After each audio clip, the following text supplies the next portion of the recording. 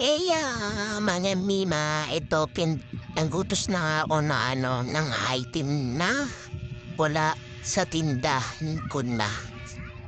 Pero dahil sa low budget tayo mga mima sa pamimili, ayan lang bunong nabili po.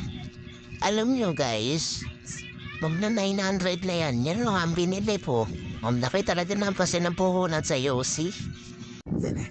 Marami pa akong makukulang guys na kailangan kong bilhin.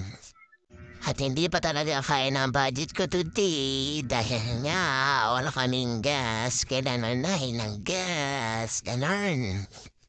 Tatlong biskwit lang yan guys, tsaka isang prutos. Tapos ilang mayosi lang po. Sa yosi po kasi mataas talaga ang puhunan. Kaya hindi po talaga kayo makakabili ng 10 yosi sa 1,000. Kasi mataas po talaga siya. Yung 500 nyo